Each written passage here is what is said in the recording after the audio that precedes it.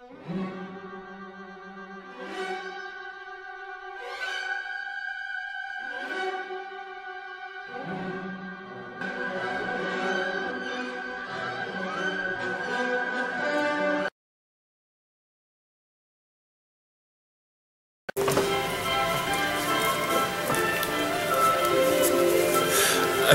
episode of Captain Freddy and Little Joy. Yes, it's us. Little Joy, say hi to the people. Who is that over there? Who is that over there, huh? Yeah, say hi to the people. Yeah, they love you. Yes, they do. Yeah. Good girl. Okay. Get down. Oh, she's such a joy. Yes, she is. Anyway, I thought I would, oops, no booger poking. Excuse me, folks. I didn't mean that. Very uncouth.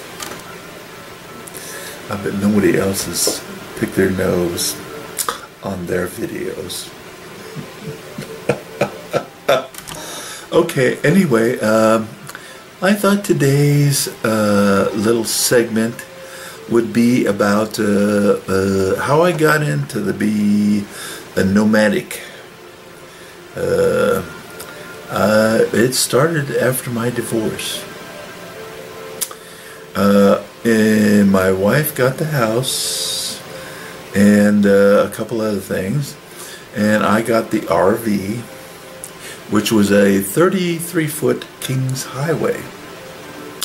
That's a really nice deluxe motorhome. And I also had a 18.5-foot ski boat and a pickup truck to pull the ski boat and a motorcycle. Anyway, after I moved into the RV, I moved down to Oceanside, California, in a really nice RV park there, about 2 blocks from the ocean. And anyway, I really enjoyed it there. It was concrete slabs and had a dog run area. At the time, I had an English sheepdog that I had trimmed like a lion. Oh, it was just she was just the prince, and she knew it. She knew she was really beautiful. Anyway, while I was there, I used to go fishing with a friend, and we would follow the day boats out of the harbor there, and because I figured the day boats would be the best places to find fish. Anyway, so this one day, it was kind of funny. It was really foggy in the morning, and as I was driving in and with my friend, I noticed that the day boats were still there. And so we got over to the boat ramp, and I put the boat in the water, and this older gentleman was there, and he was getting in his boat, and I said, do you think it's safe to go out on the ocean? And he goes, oh, yes, yes. I go out here all the time. It'll burn off around 9 o'clock. So I figured, well, I'll follow him, and no problems, right? Anyway, so I followed him, and the fog just kept getting thicker and thicker. Finally, we couldn't see him anymore. And my friend was just freaking out.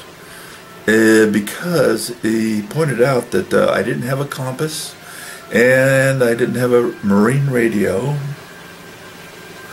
But this was a ski boat that I had used on the lakes. And I didn't have that kind of stuff.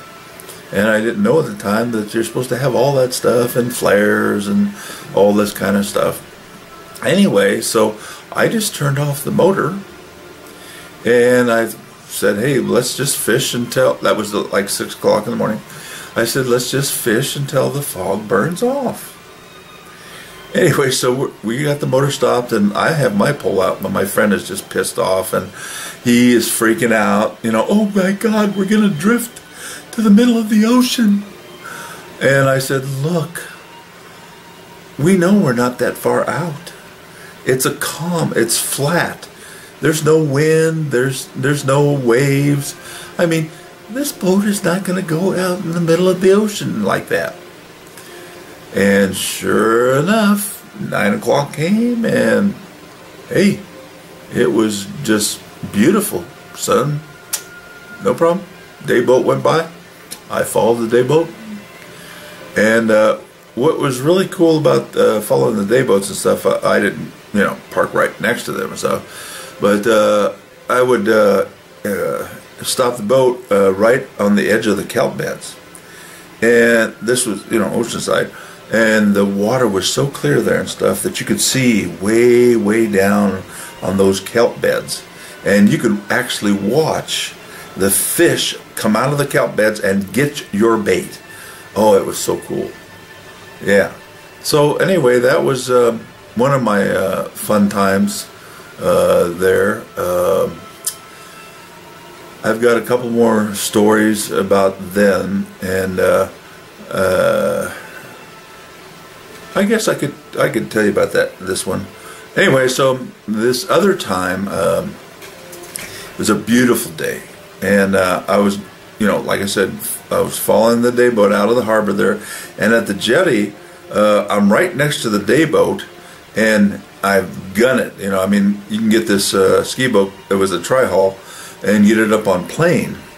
Well, I got it up on plane, man. I'm just flying by there and stuff, and people are waving, and there's humongous swell hit, and the bottom of the thing just dropped out, and I went surfing down this thing, and I mean, your stomach is in your throat and stuff. Oh my God! And people in the day boat, I look over and they're just, oh my God.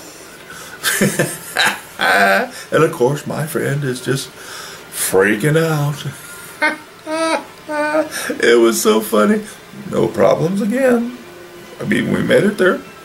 Anyway, so it was about 6 miles to the to where the day boats used to fish.